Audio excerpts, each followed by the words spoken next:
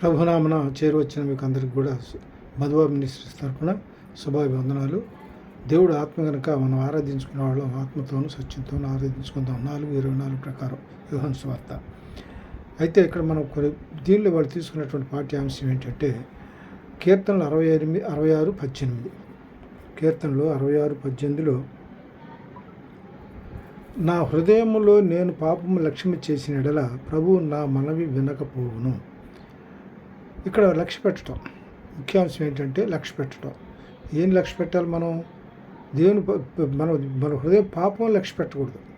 పాపం అంటే పాపానికి ప్రతి విషయంలో ప్రతి నిత్యం మన మనసులో పాపానికి చోటు మనం తెలియకుండానే చోటిస్తుంటాం.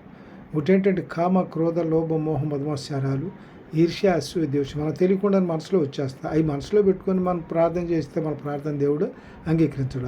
ఇందులో ఒక మాట చెబుతాడు. 2వ దినవృత్తాంతాలు 7:14 ఏం చెబుతాడంటే నా పేరు పెట్టబడిన నా జనులు తమ్మును తాము తగ్గించుకొని ప్రార్థన చేసి నన్ను వెదకి తమ చెడు మార్గమును విడిచిన ఎడల ఆకాశం నుండి నేను మీ ప్రార్థన విని వారి పాపములను క్షమించి వారి దేశమును స్వస్థపరచును చూస్తున్నాడు. ఇక్కడ మనం ఇంకోసారి చదువుకుందాం. మన చెడు మార్గములను విడిచిపెట్టాలి. చెడు మార్గాన్ని విడిచివేస్తాం. హృదయంలోకి చెడు ఆలోచన తలపున హృదయంలోకి రావడానికి అవకాశం లేకుండా ఉండాలి. అలాంటప్పుడు మన హృదయం ఎప్పుడైతే పరిశుద్ధంగా ఉంటుందో మనం చేసిన ప్రార్థన కూడా దేవునికి అంగీకారంగా ఉంటుంది. అయితే ఇక్కడ మనకి కోటేషన్ అంటే మన పాపాలు అనేటువంటికి ఇక్కడ కీర్తనలు 34:6 ఏం చేస్తారంటే కీర్తన 34 ఎప్పుడైతే మనం మత్తయి సువార్త 11:29 మాట చెబుతాడు. మత్తయి సువార్త 11:29 ఒక మాట ఏం చెబుతాడంటే 11:29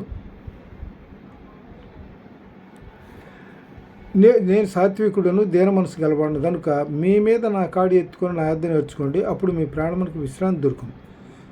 మీ ప్రాణానికి నేను సాత్వికుడు దీన మనసు. మనకు ఎట్లా ఉండాలంటే సాత్విక మనసు కావాలి, దీన మనసు మనకు కావాలి.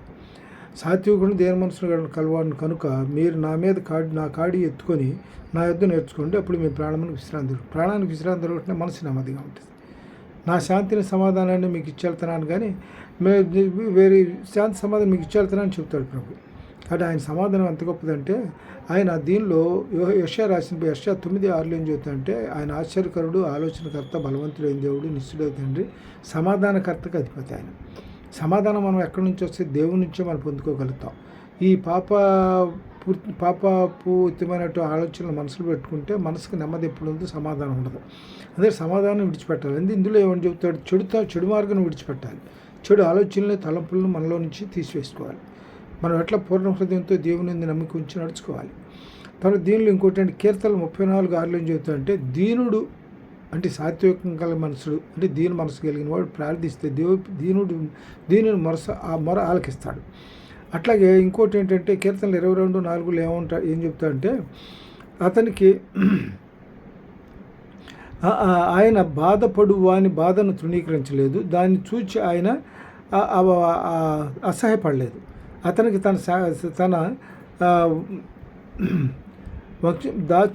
తన ముఖమును దాచలేదు, వాడు ఆయనకు మొరపెట్టగా ఆయన వెలకించను. దేవుడు ఏం చేస్తాడంటే ఈ దీన మనసు కలిగిన వాళ్ళని, సాత్వికుల్ని, వీళ్ళందరూ వాళ్ళ హృదయాలు వాళ్ళ మీద ఆయన మనసు వాళ్ళని ఎప్పుడు తృణీకరించడు. ఆయన తృణీకరించడు. ఆయన తన ముఖమును దాచుకోడు. కాబట్టి ఆయన ఏం చేస్తాడంటే మన మొర ఆలకించి మనకి పాపంలో నుంచి మన మొర ఆలకిస్తాడు, మనకు మనవల్ని ఆలకిస్తాడు. మనకి కావలసినటువంటి అవసరాల కోసం మన అవసరాలు ఏ అవసరం అయితే మనం అడుగుతాం అవసరాలను ఆయన మనకు తీర్చేటువంటి శక్తి కలిగినటువంటి గొప్ప దేవుడు. తర్వాత ఇది యెషయాలో మనం ఏంటంటే మన పాపాలను లక్ష్యం చేసినట్లయితే మనం ఆలకించడానికి చెప్పినటువంటి వాక్యం చొప్పున మనకేంటంటే హృదయంలో పాపాలు లక్ష్య పెట్టడం ఏంటి?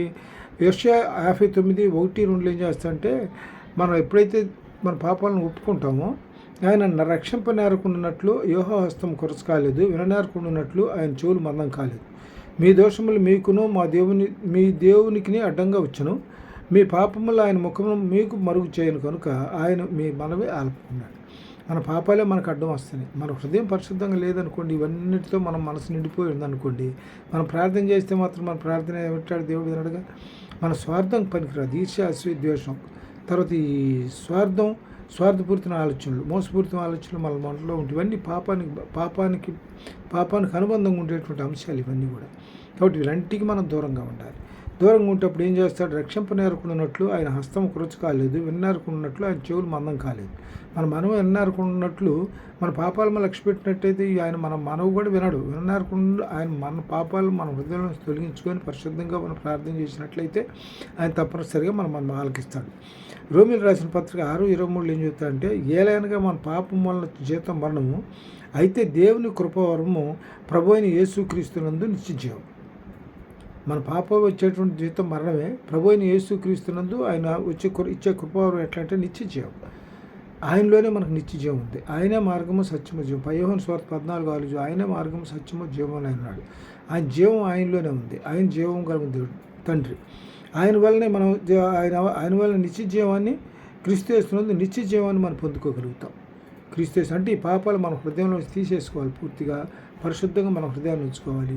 మనం ఇప్పుడు ఏం అడిగినా కూడా దేవుడు మనల్ని ఈ చెడుతనాన్ని కూడా చెడుతనం అనేటువంటి రూపంలో ఏదున్నా కూడా దాన్ని మనసులో తీసేసేయాలి. అప్పుడు మన దేవుడు మనమే ఆలకిస్తాడు. ఇందులో ఈ యాకోబు రాసిన పత్రిక 1:14-15 ఏం చెబుతాడంటే, తన ప్రతివాడు ఇక్కడ దీనిలో పాపం అనేటప్పటికి ప్రతివాడు తన స్వకీయ దిరాలు చొప్పున ఈడుబడి మరలు కొల్పడంపై చూద్దాం. దీనిలో చూద్దాం.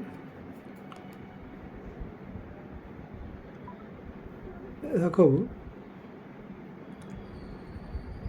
1:15 14-15 ఏం చేస్తాడంటే, ప్రతివాడును తన స్వకీయమైన దురాశ చేత ఈడుబడి. దురాశ కూడా పాపమే. అత్యాశక్తి పనికిరాదు. అత్యాశ పనికిరాదు. ఆశ ఉండాలి. ఆశ ఎట్లా అంటే మనకు మితంగా సంతృప్తికరమైనటువంటి జీవితానికి కావాల్సినటువంటి ఆశ ఉండొచ్చు. మరి ఇప్పుడు దాన్ని బట్టి ఏంటంటే ఇక్కడ మనం ప్రతివాడు తన స్వకీయ దురాశ చొప్పున ఈడుబడి మరలు కొలబడిన వాడే శోధింపడును. దురాశ గర్భము ధరించి పాపం కనుక పాపం పరిపక్వమై మరణమును కనుక్కున్నాడు. దురాశ వల్ల మనకు వచ్చేది ఏంటనమాట? మరణమే. అందువల్ల మరణానికి దగ్గరికి కాకుండా నిత్య జీవాన్ని మనం పొందుకోవాలంటే దేవునికి సన్నిహితంగా ఉండాలి. దేవునికి సన్నిహితంగా మనం నడుచుకోవాలి. ఆయనతో సహవాసం కలిగి ఉండాలి. సహవాసం అంటే ఏంటి? ప్రార్థన సహవాసం కలిగి ఉండాలి. అప్పుడు శోధనలో పడిపోకుండా దేవుడు మనల్ని ఎప్పటికప్పుడు కాపాడుతూ ఉంటాడు. దీనిలో ఈ యోహాను సువార్త 1:7-9 ఏం చెబుతాయంటే, యోహాను సువార్త 1:7 ఆయనతో మన సహవాసం కలిగి ఉండాలి. అయితే ఆయన వెలుగులో ఉన్న ప్రకారం మనం కూడా వెలుగులో నడిచిన యెడల మనం ఆయనతో అన్యోన్య సహవాసం కలవారమా ఎందుకు? అప్పుడు ఆయన కుమారుడైన యేసు రక్తము ప్రతి పాపం నుండి మనల్ని పవిత్రంగా చేస్తాయి. అయితే ఇక్కడ ఇందులో మరి ఇంకో మాట ఏంటంటే, మనం మన పాపం లేని వాళ్ళమని చెప్పుకునే యెడల మనలో మనమే మోసపుచ్చుకుంటాం. మనలో పాపం లేదని మనం చెప్పుకోవడానికి లేదు. ఎందుకంటే 3:23 రోమీయులకు రాసిన పత్రిక 3:20 ఏమంటాడు? ఏ భేదం లేదు, అందరూ పాపం చేసి దేవుడు అనుగ్రహించేటువంటి మహిమను పొందలేకపోతున్నారు. అందరూ పాపం చేసిన వాళ్ళు, పాపంతో పుట్టిన వాళ్ళే. మనం దేవుడు తప్పితే దేవుడు పరిశుద్ధుడు. ఆయన తప్పితే ఇంకందరం కూడా పాపంలో పుట్టిన వాళ్ళని, పాపంలో పెరుగుతున్న వాళ్ళని. కాబట్టి మనం ఎట్లా ఉండాలి? పాపంలో పెరుగుతున్నప్పుడు కూడా జాగ్రత్తగా ఉండాల్సిన పరిస్థితి ఉండాలి. మన హృదయ ఆలోచనలు పూర్తిగా ఏంటి? మన మనోనిగ్రహాన్ని కలిగి ఉండాలి. మన స్థైర్యాన్ని కలిగి ఉండాలి. పాపానికి దూరంగా ఉండాలి. దేవునికి సన్నిహితంగా మెలగటానికి నేర్చుకోవాలి. తర్వాత దీనిలో ఇప్పుడు దీనిలో 1:7 ఆ మాట చెప్పాడు. 1:9 ఏం చెబుతాయంటే, మన పాపాలను మనం ఒప్పుకోవాలి. మన పాపాలని చేసిన పాపాలను మనం ఒప్పుకోవాలి. మన పాపాలను ఒప్పుకునేలా ఆయన నమ్మదగిన వాడును నీతిమంతుడు కనుక మన పాపములను క్షమించి సమస్త దుర్నీతి నుండి మనల్ని పవిత్రులుగా చేస్తాడు. దీనిలో ఇంకోటి ఏంటంటే,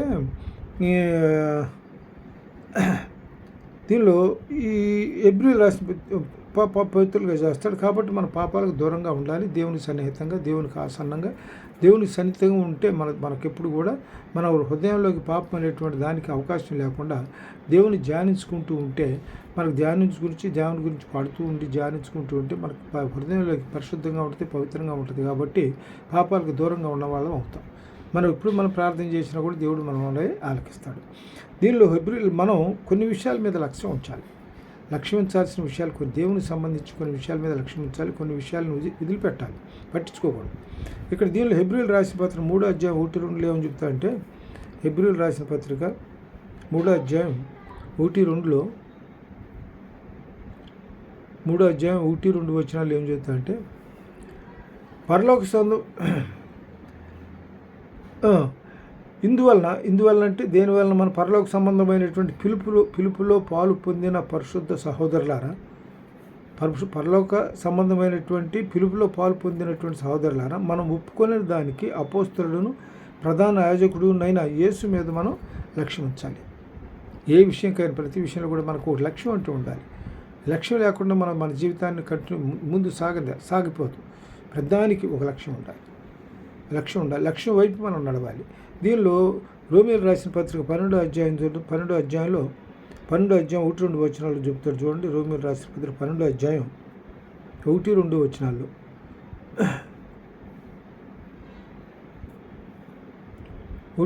కాబట్టి సహోదరులారా, పరిశుద్ధమును దేవునికి అనుకూలమైన సజీవ యాగముగా మీ శరీరము ఆయనకు సమర్పించుకొనుడని దేవుని వాత్సల్యమును బట్టి మిమ్మల్ని బతిమాలుచున్నాను. ఇట్టి సేవ మీకు యుక్తమైంది. ఈ లోకముల మర్యాదను అనుసరింపక ఉత్తమను అనుకూలమును సంపూర్ణమైన దేవుని చిత్తం మీద పరీక్షించి తెలుసుకున్నట్లు మీ మనస్సు మారి నూతన మొగటి వలన రూపాంతరం పొందాలి. మనస్సు మారి నూతన మొగటి వలన రూపాంతరం పొందాలి. అంటే మనం ఏం చేయాలి? దీనిలో 11వ అధ్యాయంలో ఏం చెప్తాడు? 11లో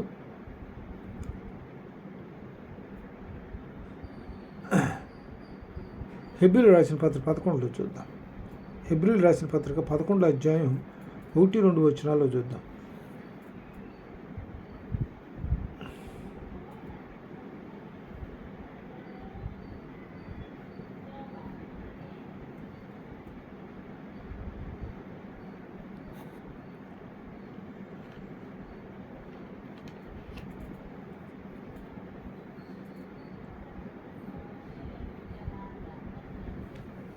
దీనిలో హెబ్రీయులు రాసిన పత్రిక 12వ అధ్యాయం 2వ వచనం చూద్దాం. మనం కూడా ప్రతిభారమును సులువుగా చిక్కులు పెట్టి పాపను విడిచిపెట్టి విశ్వాసమును కర్తయు దాన్ని కొనసాగించువాడునని యేసు వైపు చూచు మన ఎదుట ఉంచబడిన పందెములు ఓపికతో పరిగెద్దాము. ఆయన తన ఎదుట ఉంచబడిన ఆనందం కొరకై అవమానము నిర్లక్ష్య పెట్టి సిలువను సహించి దేవుని సింహాసనం యొక్క కుడిపార్శ్వన ఆసీనుడై ఉండాలి. ఆయన కూడా ఇక్కడ అవమానాలు నిర్లక్ష్య పెట్టాడు. ఆయనకి ఎన్నో అవమానాలు జరిగినాయి. అన్ని అవమానాలు నిర్లక్ష్య పెట్టి ఏం చేసి సిలువను సహించి దేవుని యొక్క సింహాసనం యొక్క కుడిపార్శ్వన ఆయన ఆసీనుడై ఉన్నాడు. అందువల్ల కొన్ని విషయాలు మనం నిర్లక్ష్య పెట్టి దేవుని వైపు మనం చూడాలి. అయితే మనకు ముందు మన లక్ష్యాన్ని పెట్టి ఏం చేయాలంటే, ముందు మనం ఉన్న లక్ష్యాన్ని బట్టి ముందు వైపు చూసుకుంటూ పరిగెత్తాలి అంతే. తర్వాత దీనిలో ఇంకోటి ఏంటంటే, దీనిలో ఇందువలన పరలోక సంబంధమైన పిలుపులో ఏప్రిల్ 3:1-2లో పాలు పొంది పరిశుద్ధ సహోదరులారా, మనం ఒప్పుకున్న దానికి అపోస్తలుడును ప్రధాన యాజకుడునైన యేసు మీద లక్ష్యం ఉంచాలి.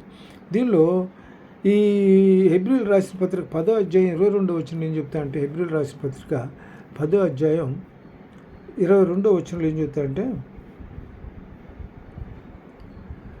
మనస్సాక్షి కల్మషం తోచుకొనున్నట్లు ప్రోక్షించబడిన హృదయం గలవారమును నిర్మలమైన ఉదకముతో స్నానం చేసిన శరీరం గలవారమైన ఉండి విశ్వాసం విషయంలో సంపూర్ణ నిశ్చయిత కలిగి యథార్థమైన హృదయంతో మన దేవుని సన్నిధానానికి చేరుతాం. దేవుని వైపు మీ లక్ష్యం ఎట్లా ఉండాలి? దేవుని వైపు ఉండాలి అంటే ఎట్లా ఉండాలి? మన హృదయం ఎట్లా ఉండాలి? పరిశుద్ధంగా ఉండాలి. మనస్సాక్షి కల్మషం తోచుకున్నట్లు ప్రోక్షించబడిన హృదయం గలవారమును నిర్మలమైన ఉదకముతో స్నానం చేసిన శరీరము గలవారమును అండి విశ్వాస విషయంలో సంపూర్ణ నిశ్చయత కలిగి యథార్థమైన హృదయంతో మన దేవుని సన్నిధానంలో ఉండాలి అంటే దేవుని లక్ష్యపెట్టి దేవుని వైపు మనం చూడాలి అని అంటే ఇవి కలిగి ఉండాలి. మరి ప్రోక్షించబడినటువంటి హృదయం కలిగి ఉండాలి. కల్మషం తోచుకున్నట్లు ప్రోక్షించబడిన హృదయం కలిగి నిర్మలమైన ఉదకంతో స్నానం చేసి శరీరం గలవారు ఉండాలి. ఆత్మ విషయంలో సంపూర్ణ నిశ్చయత కలిగి యథార్థమైన హృదయంతో మన దేవుని సన్నిధానం రావాలి. అప్పుడు దేవుని పట్ల మన లక్ష్యం, దేవుని యొక్క కార్యాల పట్ల మన లక్ష్యం కలిగి దేవునికి అనుగుణంగా నడుచుకోగలిగినటువంటి మనసు మనకు దేవుడికి ఇస్తాడు. తర్వాత దీనిలో మనకి ఇంకో విషయాలు ఇక్కడ మనకు చెప్పుకోవాల్సిన విషయాలు ఏంటంటే, మనం ఏ విషయాల మీద లక్ష్యం ఉంచాలి, ఏ విషయాల మీద లక్ష్యం ఉంచకూడదు. దేవుడికి ఇష్టమైనటువంటి విషయాలు ఏవి, ఇష్టం కానిటువంటి విషయాలు ఏవి, లక్ష్యం ఉంచకూడనటువంటి విషయాలు ఏంటంటే, 1 శామ్యూయలు 16వ అధ్యాయం 6వ వచనం నుంచి 13వ వచనం వరకు చూస్తున్నాం. ఆ రోజున 17వ వచనంలో ఏం చెబుతా అంటే, అయితే యెహోవా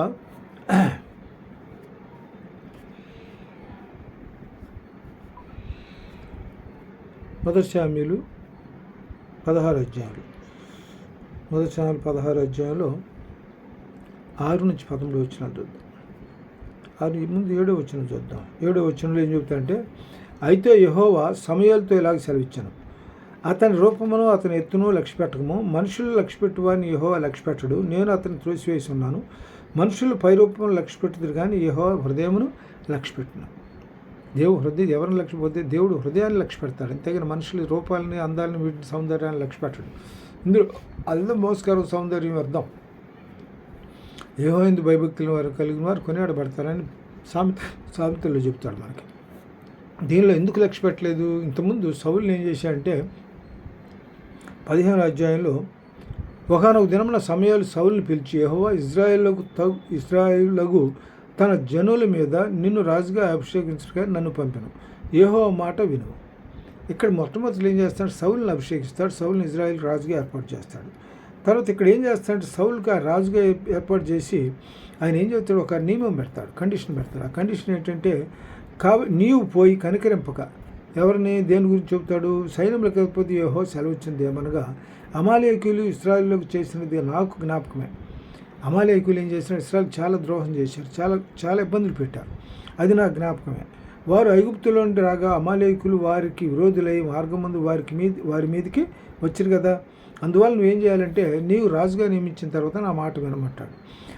కాబట్టి నీవు పోయి కనికరింప అమాలేకులను హతం చేయము, పురుషులనేమి, స్త్రీలనేమి, బాలుడినేమి, పసిపిల్లలనేమి, ఎద్దులనేమి, గొర్రెలనేమి, ఒంటెలనేమి, గార్ధములనేమి అన్నిటినీ హతం చేసి వారికి కలిగినంత బొత్తుగా పాడు చేసి అమాలేకులను నిర్మూలన చేయమని చెప్పాడు. అమాలేకులను నిర్మూలన. అయితే ఇక్కడ 16వ వచనంలో ఈయన ఏం చేస్తాడంటే, 16వ వచనంలో 16వ అధ్యాయం 1వ వచనంలో ఏం చెప్తాడంటే, ఇక్కడ ఇతన్ని విసర్జిస్తాడు. ఎవరిని?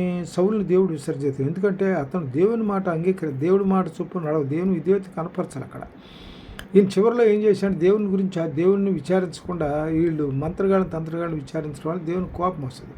అందుకని 16వ వచనంలో ఏం చెప్తాడు? 16 అధ్యాయం 1వ సామెలు 16 అధ్యాయం 1వ వచనంలో, అంతటా యెహోవా సమూయేలుతో ఇలాగ సెలవిచ్చాను, ఇజ్రాయెల్ మీద రాజుగా ఉండకుండా నేను విసర్జించాను. సౌలుని గురించి నువ్వు ఎంతకాలం ముందు కెత్తు? సౌలు గురించి బాధపడు. సౌలుని యెహోవా దేవుడే అభిషేకం చేసి రాజుగా నియమించాడు. ఇప్పుడు యెహోవా దేవుడే అతని ప్రవర్తన బట్టి ఏం చేసిన, అతని అవిధేయతను బట్టి అతను పక్కన నెట్టేశాడు. అందుకు ఇక్కడ ఏం చేసిన, పక్కన నెట్టేసినది సౌలు బాధపడతాడు, శామ్యూలు బాధపడుతుంటాడు. దానికి ఏమవుతుందంటే, అప్పుడు ఇక్కడ దీనిలో శామ్యూలుతో అంటాడు, అంతటా యెహోవా సమూయేలుతో ఇలాగ సెలవిచ్చాను, ఇజ్రాయెల్ మీద రాజుగా ఉండకుండా నేను విసర్జించిన సౌలును గూర్చి నువ్వెంతకాలం దుఃఖింతువు? నువ్వు కొమ్మును తైలంతో నింపము, బెత్లెహేమీయుడైన యెషయా వద్దకు నేను పంపుతున్నాను, అతని కుమారులు ఒకరిని నేను రాజుగా నియమించున్నాను. అప్పుడు ఈయన ఏం చేస్తాడు? సౌలు దేవుడు చెప్పినట్టు, శామ్యూలు దేవుడు చెప్పిన మాట చొప్పున సమూయేలు నేను ఎట్లు వెళుదును, దేవుడు చెప్పిన మాట చొప్పున ఏం చేస్తా అంటే, ఇక్కడ యెహోవా వచ్చిన సెలవు చొప్పున బెత్లెహేమీయుడికి వెళ్ళాడు. బెత్లెహేములో ఎవరున్నారు? అక్కడ పోయిన తర్వాత అక్కడ బెత్లెహేమీయుడైన యెషయా కుమారులు ఉన్నారు. అక్కడ బెత్లెహేమీయుడైన యెషయా కుమారులు ఉన్నారు. దేవుడు యెషయా కుమారులు దృష్టిలో పెట్టుకొని ఈయన బెత్లెహేము రమ్మన్నాడు. బెత్లెహేముడు ఇక్కడికి వచ్చిన తర్వాత వారు వచ్చినప్పుడు అతడు ఎలియాబుని ఇక్కడ ఏం చేస్తాడంటే, అతడు సమాధానంగా వచ్చి వీళ్ళు అడుగుతారు, శామ్యూలు అంటే ప్రవక్త కదా, దేవుడు పంపించాడు, మరి ఎందుకు మెత్త పంపించాడు వాళ్ళకి తెలియదు. వీళ్ళ మనసులో భయం ఉంది. దేవుడు ఏదైనా వీళ్ళకి దేవునికి విరోధంగా ఏదైనా చేసినా కూడా దేవుడు మొత్తుతాడు. అందుకని ఆ భయం వీళ్ళతో ఉండి శామ్యూలు ప్రవక్త కాబట్టి శామ్యూలు అడుగుతారు. అతడు సమాధానంగానే వచ్చితివా అని మీరు వచ్చి తిని వీళ్ళు అడుగుతారు. ముందుగా ఏమవుతారంటే, సమూయేలు యెహోవా ఇచ్చిన సెలవు చొప్పున బెత్లెహేమునకు వెళ్ళాను, ఆ ఊరు పెద్దలు అతను రాకకు భయపడి సమాధానంగా వచ్చున్నావా అని అడుగ్గా, అతడు సమాధానంగానే వచ్చి తిని మీరు శుద్ధులై నాతో కూడా బలికి రండి అని చెప్పి యెషయాని అతని కుమారులను శుద్ధి చేసి బలి అర్పించాడు. ముందు ఏం చేశాడంటే, దేవునికి బలి అర్పించాడు. దేవుని యొక్క నియమం ఏంటంటే, దేవుని ముందు ప్రథమ స్థానం మనం ఇవ్వాలి. మన దేనికి కూడా మన సబుద్ధిని ఆధారం చేసుకొని అడగకూడదు. దేవుని ప్రథమ స్థానం, దానిలో కూడా మనం చేసే ప్రతి కార్యంలో ప్రథమ స్థానం ఇవ్వాలి. బయటికి పోయేటప్పుడు ప్రార్థన చేసుకుని బయలుదేరిపోతే దేవుని దూతలు మనకు కావాలిగా ఉంచుతాడు. ప్రాణవంతుల దూతలను కావాలిగా ఉంచి కాపాడతాడు. అందువల్ల దేవునికి ముందు ప్రథమ స్థానం ఇవ్వాలి. ఇక్కడ వారు వచ్చినప్పుడు అతడు ఇక్కడ ఏం చేశాడంటే, శుద్ధి చేసి బలి అర్పించాడు. తర్వాత వారు వచ్చినప్పుడు అతడు ఎలియాబును చూసి నిజంగా ఇక్కడ ఏం చేస్తాడు, కుమారులను పిలిపిస్తాడు. ఇక్కడ కుమారులను పిలిపిస్తే అందులో మొట్టమొదటి కుమారుడి పేరు ఎలియాబు. ఎలియాబును చూసి నిజంగా యెహోవా అభిషేకించువాడు ఆయనే ఎదుట నిల్చున్నాడని అనుకున్నాడు. ఎవరు? శామూయేలు అనుకున్నాడు. దేవుని యొక్క ఆలోచన వేరు, మన ఆలోచన తలంపులు వేరు. దేవుని యొక్క ఆలోచనలు ఎట్లా ఉంటాయంటే మన ఆలోచన తలంపు కంటే ఉన్నతమైనటువంటి. అందువల్ల ఏంటంటే మన సుబుద్ధిని ఆధారం చేసుకోకూడదు. దేవుని ఆలోచనకు మన స్థానం ఇవ్వాలి. ఇక్కడ ఏం చేసి ఎలియాబును చూసి ఏం చేస్తాడు? అతన్ని నిజంగా యెహోవా అభిషేకించువాడు అని అనుకుంటాడు, కానీ కాదు. ఇక్కడ మరి తర్వాత 7వ వచనంలో యెహోవా సమూయేలుతో ఇలాగ చెప్తాడు, అతని రూపము అతని ఎత్తును లక్ష్యపెట్టకము, మనుషులు లక్ష్యపెట్టి వాటిని యెహోవా లక్ష్యపెట్టడు. నేను అతన్ని త్రోసివేసి ఉన్నాను. మనుషులు పై రూపం లక్ష్యపెట్టుతారు కానీ యెహోవా హృదయమును లక్ష్యపెడతారు. యెహోవా పై రూపమును అతని ఎత్తును లక్ష్యపెట్టడు, హృదయాన్ని లక్ష్యపెడతాడు. ఆయన హృదయాన్ని లక్ష్యపెడతాడు. కాబట్టి ఇక్కడ శామూయేలుతో ఏం చెప్పాడు అనమాట? పై రూపమును అతని ఎత్తుని లక్ష్యపెట్టకము, మనుషులకు లక్ష్యపెట్టి వాటిని యెహోవా లక్ష్యపెట్టడు. నేను అతన్ని త్రోసివేస్తున్నాను. మనుషులు పై రూపమును లక్ష్యపెట్టుతారు కానీ యెహోవా హృదయమును లక్ష్యపెట్టాడు. కాబట్టి ఈ విధంగా ఏం చేస్తాడు? వరుసను అందరినీ కూడా ఆయన కుమారులందరినీ కూడా పిలిపిస్తాడు. ఎవరు దేవుడు నిర్ణయిస్తాడు వారికి అభిషేకం చేయడానికి అని శామూయేలు సిద్ధంగా ఉంటాడు. అయితే తర్వాత 11వ వచనంలో ఏం చెప్తాడంటే అతని కుమారులు మొత్తం 8 కుమారులు, 7 కుమారులు 7 మందిని కూడా తనకు కాదని దేవుడు వాళ్ళని తీసుకోవాలి. వాళ్ళని రాజుగా అభిషేకించడానికి ఇష్టపడాలి. అయితే 11లో నీ కుమారులందరూ ఇక్కడే ఉన్నారా అని యెషయాను అడుగుగా అతడు ఇంకనూ కడసారి వాడు ఉన్నాడు, అయితే వాడు గొర్రెలు కాయుతున్నాడు అని చెప్పాను. కడసారి వాడు దావీదు ఇక్కడ కాయుతున్నాడు. అందుకు సమూయేలు నీవు వాని పిలిపించుము, అతడు ఇక్కడికి వచ్చే వరకు మనము కూర్చుందామని యెషయాతో చెప్పగా అతడు వాడిని పిలువననిపించి లోపలికి తోడుకొని వచ్చాను. అతడు ఎర్రని వాడును, చక్కని నేత్రములు గలవాడును, చూచుటకు సుందరమైన వాడునై ఉండెను. అతడు రాగానే నేను కోరుకున్నవాడు ఇతడే, నీవు లేచి వాడిని అభిషేకించమని యెహోవా సెలవిచ్చాడు. దేవుడు హృదయాన్ని లక్ష్యపెడతాడు. అంటే దేవుడు దావీదు మొదటి నుంచి దేవుని భయభక్తులు కలిగినవాడు, దేవుని యందు భయభక్తులు. ఇంట్లో కుటుంబాలు అందరికంటే చిన్నవాడు. ఆ కుర్రాడికి ఎట్టే ఎదిగాడంటే దేవుని యందు భయభక్తుల్లో ఎదిగాడు. దేవుని తల్లిదండ్రుల భయభక్తులు, అన్నదమ్ముల భయభక్తులు, దేవుని యొక్క భయభక్తులు ఎదిగాడు. కాబట్టి దేవుడు ఇతన్ని ఎంచుకున్నాడు. ఎర్రని వాడును, చక్కని నేత్రము గలవాడును, చూచుటకు సుందరమైన వాడునై ఉండెను. అతడు రాగానే నేను కోరుకున్నవాడు ఇతడే, నీవు లేచి వాడిని అభిషేకించమని యెహోవా సెలవిస్తాడు. అప్పుడు ఇతను ఏం చేస్తాడంటే అతనికి సమూయేలు తలుపు కొమ్ము తీసి వాని సహోదరులు ఎదుట వాని మీద అభిషేకం చేసెను. నాటి నుండి యెహోవా ఆత్మ దావీదు మీదకి బలంగా వచ్చెను. ఆ తర్వాత సమూయేలు లేచి రామాకు వెళ్ళిపోయాడు. అక్కడ దేవుడు చెప్పిన మాట ప్రకారం ఇక్కడ దావీదుని అభిషేకించాడు. దావీదుని అభిషేకించి ఇజ్రాయెల్ రాజుగా నియమించాడు. తర్వాత ఆ విధంగా దేవుడు ఏం చేస్తాడంటే హృదయాన్ని లక్ష్య పెడతాడు కానీ మనిషి రూపాన్ని కానీ లేకపోతే వీటిని లక్ష్య పెట్టడం. అందువల్ల ఇక్కడ ఈ లక్ష్య పెట్టే విషయంలో చూద్దాం. అక్కడ తర్వాత లోకాసువార్త 16:15 నుంచి చేస్తుంటే మనుషుల్లో ఘనముగా ఎంచబడినది దేవుని దృష్టికి అసహ్యం. మనం ఏదైతే ఘనంగా ఎంచుకుంటామో అది దేవుని దృష్టికి అసహ్యంగా ఉంటుంది. లోక 18:11-14 వచ్చంలో ఇక్కడ పరిసేయుడును ఈ పరిసేయుడు తర్వాత ఈ సుంకరి ప్రార్థన గురించి ఆలోచించినట్లయితే లోకసువార్త 18వ అధ్యాయం లోకసువార్త 18వ అధ్యాయంలో 18వ అధ్యాయం 11 నుంచి 14 వచనాలు 11 వచనాలు 14 వచనాల్లో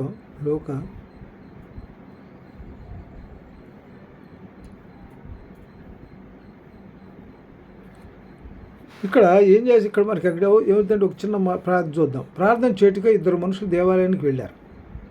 ప్రార్థన చేయడానికి దేవాలయానికి 2 మనుషులు. వాళ్ళిద్దరిలో ఒకరేమన్నా పరిసేయుడు, ఇంకొకరేమో సుంకరి.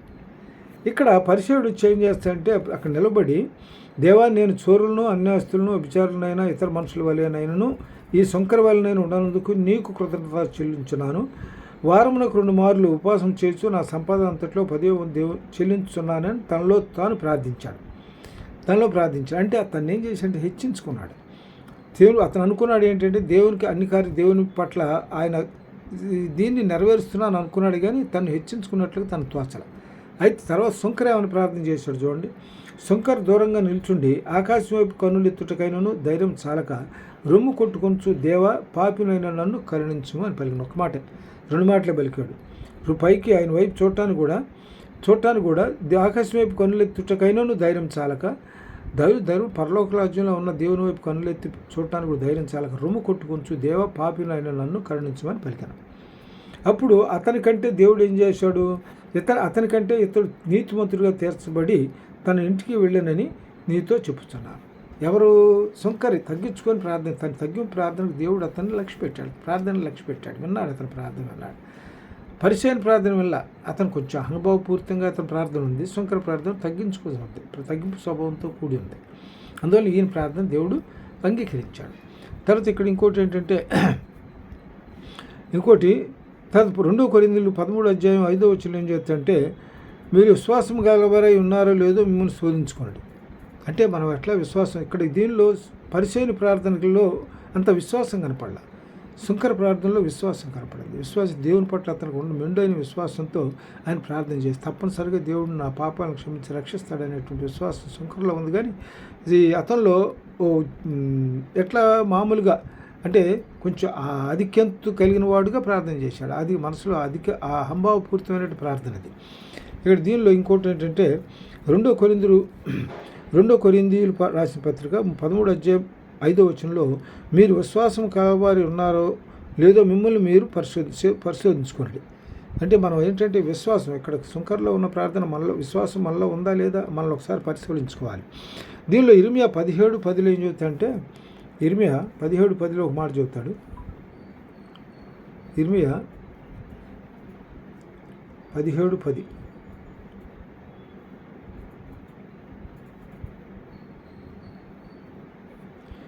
ఓ ప్రవర్తన బట్టి వాని క్రియల ఫలము చొప్పున ప్రతివారికి చేటుకు యెహోవా నేను హృదయమును పరిశోధించువాడను, అంతరేంద్రులను పరీక్షించువాడని.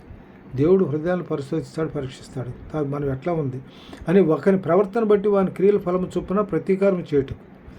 ఇక్కడ సుంకర ప్రార్థన అంగీకరించాడు దేవుడు, పరిచయన ప్రార్థన అంగీకరించాడు, సుంకర ప్రార్థన అంగీకరించాడు అక్కడ. అందువల్ల ఇక్కడ ఏంటంటే ఒక ప్రవర్తన బట్టి, అక్కడ అతని ప్రవర్తన సరిలేదు, ఇక్కడ తన ప్రవర్తన దేవునికి అంగీకారంగా ఉంది. చొప్పున ప్రతీకారం చేటుకు యెహోవా నేను హృదయాన్ని పరిశోధించువాడు, అంతరేంద్రియములను పరీక్షించువాడు. కాబట్టి నా హృదయాన్ని పరిశీలిస్తాను. అంటే మన ప్రవర్తన ఎట్లా ఉందో దేవుడు మనం గమనిస్తూ ఉండి దాన్ని బట్టి మనకి ప్రతి ఫలం చొప్పున వారి క్రియల ఫలం చొప్పున ప్రతీకారం చేయడు యెహోవాను నేను హృదయములు పరిశోధించేవాడును, అంతరేంద్రులను పరీక్షించేవాడని చెప్తున్నాడు. తర్వాత 40 కీర్తనలు 44 ఏం చెప్తాడంటే, గర్విష్ఠులైనను త్రోవ విడిచి అబద్ధములు తట్టు తిరుగువారినైనను లక్ష్య పెట్టద్దు. ఇక్కడ కొన్ని విషయాలు మనం అంతకుముందు లక్ష్య పెట్టకూడని విషయాలు చెప్పుకున్నాం. అందులో ఇది కూడా ఒకటి. ఎట్లా ఉండాలి? గర్విష్ఠులను త్రోవ విడిచి అబద్ధములతో తిరుగువారిని మనం లక్ష్య పెట్టకూడదు. అలాంటి వాళ్ళతో సాహసం మంచిది కాదు. దుష్ట సాంగత్యం మంచి నడవడిని చెరుపుద్ది. ఈ లోక స్నేహం దేవునితో వైరం అని మనకు తెలుసు కదా, దేవుడు చెప్పే వాక్యంలో చెప్పబడింది కదా. కాబట్టి దుష్ట సాంగత్యం ఏం చేస్తుంటే మనుషుల యొక్క నడవడిని చెడగొడుతుంది. అందువల్ల ఏం చేయాలంటే మనం ఎట్లా ఉండాలంటే, యెహోవాను నమ్ముకునేవాడు ధనుడు. ఎవడు అబద్ధములు తట్టు తిరుగు వారినైనా లక్ష్య పెట్టగా యెహోవాను నమ్ముకునేవాడు ధనుడు. అంటే ఇక్కడ కీర్తనలు 32:1-2 ఏం చెప్తాయంటే, కీర్తనలు 32:1-2 ఏం చెప్తాయంటే, కీర్తనలు 32:1-2 తన అతిక్రమములను పరిహారం నొందినవాడు, తన పాపమును ప్రాయశ్చిత్తం నొందినవాడు ధనుడు. మన అతిక్రమాలు దాచిపెట్టువాడు వర్ధుడు, ఒప్పుకొని విడిచిపెట్టు కనికరం పొందినాడు. 11:28 చెబుతుంది. దీనిలో 11 మనకి 28:13 చెబుతాడు మనకు అక్కడ సామెతల్లో. కాబట్టి ఇక్కడ అతిక్రమములను పరిహారం పొందినవాడు, తన పాపమును ప్రాయశ్చిత్తం పొందినవాడు ధనుడు. యెహోవా చేత నిర్దోషిని అంచబడినవాడు, ఆత్మలో కపటము లేనివాడు ధనుడు. మనం ఆత్మలో కపటం ఉండకూడదు. తర్వాత ఇంకో మాట ఏంటంటే,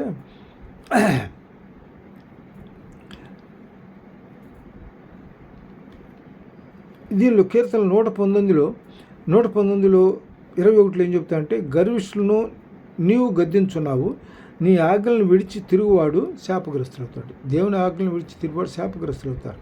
అందులో ద్వితీయోపదేశకాండ 28వ అధ్యాయం 1 ఏం చెప్తా అంటే, 28:1 ద్వితీయ 28:1 ఏం చెప్తారంటే, నీవు నీ దేవుడైన యెహోవా మాట శ్రద్ధగా విని నేడు నీకు ఆజ్ఞాపించిన ఆయన ఆజ్ఞలన్నింటినీ అనుసరించి నడుచుకుని ఆయన ఆజ్ఞలన్నింటినీ అనుసరించి నడుచుకోవాలి. నీ దేవుడైన యెహోవా భూమి మీద ఉన్న సమస్త జనముల కంటే నిన్ను హెచ్చిస్తాడు. ఆయన ఆజ్ఞానుసారంగా నడుచుకోవాలి, ఆయన చిత్తాన్ని బట్టి నడుచుకోవాలి. అప్పుడు దేవుడు మనల్ని హెచ్చిస్తాడు. తర్వాత ఇంకోటి ఏంటంటే, ప్రసంగిలో చెప్తాడు, నీ పనివాడు ఇంకో దీనిలో 62 కీర్తనలు 62:10 ఏం చెప్తున్నాడు, బలాత్కారం ముందు నమ్మిక ఉంచకుడి, దోచుకొనుట చేత గర్వపడకుడి, ధనము హెచ్చినను దాన్ని లక్ష్య పెట్టకూడదు.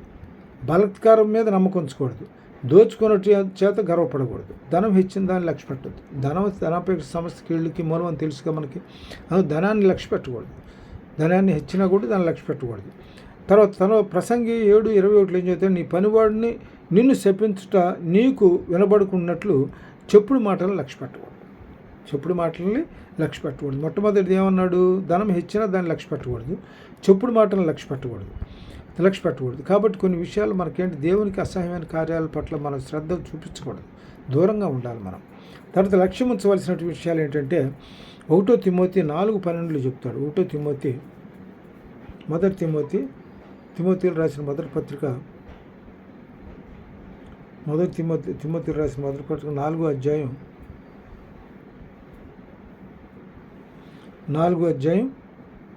1-2 వచనాల్లో 4వ అధ్యాయం 1-2 వచనాలు. అయితే కడవరి దినములలో కొందరు అబద్ధికులు వేషధారుల వలన మోసపరచు ఆత్మలందును దైమల బోధయందును లక్ష్యముంచి విశ్వాస భ్రష్టులకు ఎదురని ఆత్మ తేటగా చెప్పుతుంది. కడవరి దినాలు ఎట్లా ఉన్నాయంటే, కొందరు అబద్ధీకుల వేషధారణ వలన మోసపరచు ఆత్మలేదు. అబద్ధీకుల వేషధారణ కడవరి దినాలు కొందరు అబద్ధీకుల వేషధారణ వలన, అంటే వేషధారణ ఎట్లా ఉంటుంది, నేను ఒక దేవుని సంభూతుని. ఇక్కడ చాలామంది మధ్యకాలంలో భావాలు చాలామంది వస్తున్నారు, అలాంటి వాళ్ళ గురించి చెప్తున్నాడు ఇక్కడ. అంటే నేనే దేవుణ్ణి, నేనే అన్ని అని చెప్పుకునేవాళ్ళు అబద్ధీకులు, అబద్ధీకులుగా అబద్ధమైనటువంటి వేషధారణ. అది తను గొప్పగా చెప్పుకునేవాళ్ళు. వేషధారణ మోసపరచు ఆత్మలు, అబద్ధమైన వేషధారణతో మోసపరిచినట్టు ఆత్మలు అన్నమాట అవన్నీ.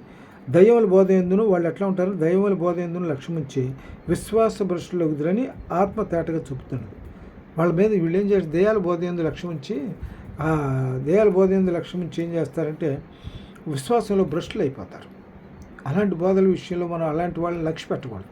తర్వాత దీనిలో ఇంకోటి 14:11 కూడా చెప్తే 4:11 ఏం చెప్తా అంటే 4:11 ఈ సంగతుల్లో నాజ్ఞాపించి బోధించుము. యవ్వనం బట్టి ఎవడనూ తృఢీకరింపనీయకము, కానీ మాటల్లో, ప్రవర్తనలోను, ప్రేమలోను, విశ్వాసంలోను, పవిత్రతలోను విశ్వాసులకు మాదిరిగా ఉండము. ఎవరు చెప్తున్నాడు, తిమోతికి పౌలు చెప్తున్నాడు. ఏమని చెప్తున్నాడు అంటే, ఈయన పరిచర్యలో ఈయన శ్రద్ధ కలిగి ఉంటున్నాడు కాబట్టి అతనికి ఏంటి, పరిచర్యలో భాగంగా నువ్వు కూడా ఈ సంగతులను ఆజ్ఞాపించి బోధించము. అవనమును బట్టి ఎవడనూ నిన్ను తృఢీకరింపకము, కానీ మాటల్లో, ప్రవర్తనలో, ప్రేమలో, విశ్వాసంలో, పవిత్రతలో విశ్వాసంలో మాదిరిగా ఉండమని అంటున్నాడు. నేను వచ్చే వరకు చదువుట ఎందును, హెచ్చరించడం ఎందును, బోధించడానికి జాగ్రత్తగా ఉండమంటాడు. ఈయన పంపించాడు ముందు విశ్వాస పరిచర్య చేయడానికి, వాక్య పరిచర్య చేయడానికి పంపించాడు. అందువల్ల అతను ముందు హెచ్చరిక చేస్తున్నాడు. తర్వాత ఇక్కడ దీనిలో సామెతలు 13:18 శిక్షను ఉపయోగించడానికి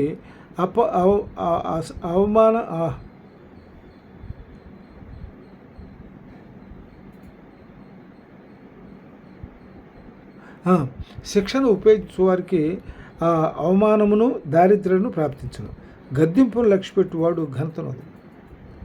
శిక్షను ఉపయోగించడం, శిక్షించబడితే బాలుడిని నడవలసిన మార్గం మనం నడవకపోతే, వాడిని శిక్షించకపోతే వాడు ప్రవర్తనలో మార్పు వచ్చేస్తుంది. బాలుడిని ఏం చేయాలి, మనం బెత్తం ఉపయోగించకపోతే బిడ్డ చెడిపోతాడని చెప్పి దానిలో సామెతలు ఒక మాట 22 అధ్యాయాలు. అందువల్ల ఇక్కడ మనకి ఏం చెబుతామంటే, శిక్షను ఉపేక్షించడానికి అవమానమును, దారిద్ర్యను దేవుడు శిక్షించినప్పుడు దేవుని మాటకు లోబడి నడుచుకోవాలి. శిక్షను ఉపేక్షించామనుకో వాడికి ఎలా ఉంటుందంటే అవమానం, దారిద్ర్యం ప్రాప్తిస్తుంది. శిక్షణ ఉపేక్షించడం అది కాదు మార్గం, ఇది మార్గం అని ప్రవర్తన సరిదిద్దుకోమన్నప్పుడు వినకపోతే ఏమవుద్ది, వాడు స్వబుద్ధిని ఆధారం చేసుకుని నడుచుకుంటూ పోతాడు. వాడు చేసిందే మంచి అనుకుంటాడు. చివరి జరిగిన తర్వాత కానీ వాడికి ఆ సందర్భాన్ని బట్టి జరిగినప్పుడు కానీ వాడికి దాన్ని అర్థం చేసుకోలేడు. అందువల్ల దేవుడు ఏం చెప్తున్నాడు ఇక్కడ, శిక్షను ఉపయోగించడానికి అవమానమును, దారిద్ర్యం ప్రాప్తించును, గద్దింపును లక్ష్యపెట్టువారు ఘనతను. దేవుని గద్దింపుని లక్ష్య పెట్టాలి. అంటే దేవుని చిత్తం. దేవుని ఏం చేస్తాడంటే మనం ఆయన బిడ్డలకి ఏంటంటే ఆయన గద్దింపు ఉంటుంది. మనం పొరపాటు చేస్తాడు దేవుడు గద్దిస్తాడు.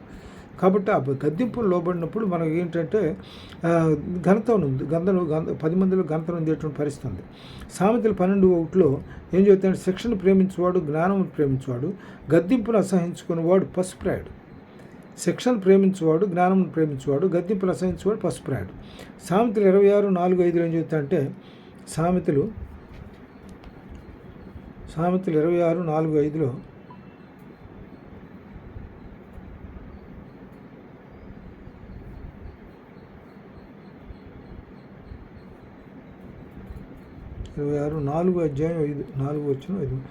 వాని మూడ చొప్పున మూర్ఖునికి ఇక్కడ దీనిలో ఇక్కడ మనకి ఏం చేయాలంటే ప్రతివాడికి మనం సలహా ఇవ్వడానికి వీల్లే. ఎందుకంటే కొంతమంది సలహా ఇస్తే తీసుకుంటారు, కొంతమంది ఏమైనా హాస్యాస్పదంగా తీసుకుంటారు. అందువల్ల ఇక్కడ ప్రభు ఏం చెప్తున్నాడంటే సామెతలు 26:4 వాని మూడత చొప్పున మూర్ఖునికి ప్రత్యుత్తరం ఇయ్యకము, ఇచ్చినళ్ళ నువ్వు వాడిని పోలిందు. ప్రత్యుత్తరం ఇచ్చామనుకో, ఇచ్చినా వాడు పోలింది. మళ్ళీ ఆ పక్కనే ఇంకో మాట ఏం చెప్తాడంటే వాడి మూడత చొప్పున మూర్ఖుని ప్రత్యుత్తరం ఇమ్ము అలాగ చేయనళ్ళు వాడు తన దృష్టికి తానే జ్ఞానం అనుకుంటాడు. వాడు మూడత చొప్పున వాడు ప్రత్యుత్తరం ఇస్తేనేమన్నా నువ్వు వాడితో కలిసిపోతావు, ప్రత్యుత్తరం ఇవ్వకపోతేనేమో వాడు నేను జ్ఞానం అనుకుంటాడు. అందుకని వాడు చేసేది తప్పని మనం గద్దించాల్సిన పరిస్థితి ఉంది. అందుకని ఇక్కడ ఏమంటాడంటే శిక్షను ప్రేమించేవాడు జ్ఞానం ప్రేమించేవాడు, గద్దింపును అసహించుకునేవాడు పశుప్రాయుడు. శిక్షను ప్రేమించేవాడు జ్ఞానమును ప్రేమించాడు, శిక్షను ప్రేమించేవాడు జ్ఞానాన్ని ప్రేమిస్తాడు, గద్దింపును అసహించుకున్నాడు వాడు ఏం చేయ పశుప్రాయుడు. అందువల్ల ఇలాంటి వీళ్ళు పశుప్రాయుడు. ఎట్లాంటి వీళ్ళకి మనం జాగ్రత్త. వాని మూడ చొప్పున మూర్ఖుని ప్రత్యుత్తరం ఇయ్యకము, ఇచ్చిన నువ్వు వాడిని పూలేందువు. తర్వాత రెండో మాటలు ఏం చెబుతాయంటే వాని మూడ చొప్పున మూర్ఖుని ప్రత్యుత్తరం ఇమ్ము అలాగ చేసిన వాళ్ళు వాడు తన దృష్టికి అట్లా చేయని ఎడల తన దృష్టికి దాని జ్ఞానం అనుకుంటాడు. అందుకని ఈ రెండు విషయాల్లో మనం చాలా జాగ్రత్తగా ఇవ్వాల్సిన సందర్భంలో ఇవ్వాలి, సలహా ఇవ్వాల్సిన సందర్భంలో ఇవ్వకూడని సందర్భంలో సలహా కూడా ఇవ్వకూడదు. తర్వాత ఇంకోటి ఏంటంటే సామెతలు 2 పేతురు 1-2 వచ్చింది. సామెతలు 26:4-5 2 పేతురు 1-2 2 పేతురు దీనిలో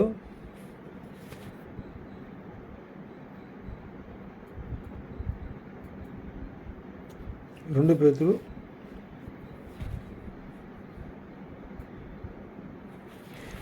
మొదటి 4:14 పెద్దలు హస్త నిక్షేపణము చేయగా ప్రవచనం మూలమును నీకు అనుగ్రహింపబడి నీలో ఉన్న వరములను అలక్ష్యం చేయకు. పెద్దలు హస్త నిక్షేపణము చేయగా ప్రవచన మూలమును నీకు అనుగ్రహింపబడి నీలో ఉన్న వరములను నువ్వు అలక్ష్యం చేయకు. నీ దేవుడు నీకు ఇచ్చిన వరాలను అలక్ష్యం చేయకూడదు. వరాలంటే ఇందులో 2 రకాల వరాలు ఉన్నాయి. ఆత్మవరాలు ఉన్నాయి, కృపావరాలు ఉన్నాయి. ఆత్మవరాలు, కృపావరాలు. అవి దీనిలో ఆత్మవరాలు కొరింథీయులకు రాసిన 12:8 చెప్తాడు. కృపావరాలు ఇచ్చేటికి రోమీయులకు రాసిన 12:4 చెప్తాడు. అందులో చివరికి ఇంకో మాట ఏంటంటే ఎఫెసీ 4:13 ఏం చెబుతాడంటే పరిశుద్ధులు సంపూర్ణులగునట్లు క్రీస్తు శరీరమునకు క్షేమాభివృద్ధి చెందుటకును దేవుడు మనకిచ్చిన వరాలను గుర్తించి వాటిని దేవుని కొరకు వాడితే దేవుడు నిన్ను ఆశీర్వదిస్తాడు. మరి ఇచ్చినటువంటి వరాలు, దేవుడు ఇచ్చినటువంటి వరాలను గుర్తించి వాటిని దేవుని కొరకు వాడితే దేవుడు నిన్ను ఆశీర్వదిస్తాడు. 2 పేతురు 1:2 ఇవి ఏమనగా ఈ ఎవనికి లేకపోనో వాడు తన పూర్వ పాపములకు శుద్ధి కలిగిన సంగతి మర్చిపోతాడు. పూర్వపాపములకు ఏంటంటే ఇవి ఎవరికైతే లేకపోతాయో వాడు తన పూర్వపాపములకు శుద్ధి కలిగిన సంగతి వీడు మర్చిపోతాడు. అంటే పూర్వపాపాలకు దేవుడు ఏంటంటే ఏం చేస్తే అక్షయ రాసిన పత్రికలు ఏమంటాడంటే నేను ఈ పాపాలను పూర్తిగా నా వెనక పడేసాను, నేను ఎప్పుడు గుర్తుపెట్టుకోనని చెప్తాను. అందుకని ఇక్కడ మన దేవుని పట్ల విధేయత కలిగి అన్ని విషయాలు దేవునికి అనుకూలంగా దేవుని చిత్తానుసారంగా నడుచుకున్నట్లయితే దేవుడు మన అన్ని విషయాల్లో ఆశీర్వదించి దీవించి కాపాడతాడు. చిన్న ప్రార్థన చేసుకుని పోతాడు. మమ్మల్ని బిక్రిగా ప్రేమించిన ప్రియ పరలోకమందున మా తండ్రి, జీవము గల నాయన, మహిమగల తండ్రి, అన్ని విషయాలకు ఆధారభూతమైన మా గొప్ప తండ్రి, పాదం చెంత చూడుతున్నాను నాయన. ఇవాళ ఈ సందేశంలో నాయన లక్ష్య పెట్టవలసిన విషయాలు, లక్ష్య పెట్టకూడని విషయాల గురించి మనం ప్రస్తావించి ఉండగా వీధిలో విన్న ప్రతి ఒక్క బిడ్డ ఏ విషయాల బట్టి లక్ష్యం ఉంచాలి, ఏ విషయాలను నిర్లక్ష్యం చేయాల్సి ఉంటుంది అనేటువంటిది గ్రహించుకొని దాని వాక్యానుసారంగా నడుచుకోవడానికి సహాయం చేయండి. మేమే మా ప్రతి అవసరం మాకు దయచేయండి. మా ఆపదల్లో సహాయపడండి. మీ పనుల్లో తోడుగా ఉండండి. ఆ పనులకు ప్రయాణం అయిపోతుండగా కాపుదలను ఉంచండి. క్షేమకరం ప్రాణం దయచేయండి, మురిసి భాగ్యం దయచేయండి. నేను ప్రతి విషయంలో కూడా మా సుబుద్ధిని ఆధారం చేసుకోకుండా పూర్ణ మీ నమ్ముకుంచి మా ప్రవర్తన ఎంత చెంది మీ అధికారంలో నడుచుకునే మనసును విన్న ప్రతి ఒక్క బిడ్డ దయచేసి మీ కాపుదలు కాచి కాపాడమని కొద్ది విన్నపాలు మా ప్రభుత్వం ప్రికుమారిని స్పర్శించిన ఎంతో వేడుకుంటున్నాం తండ్రి. ఆమేన్.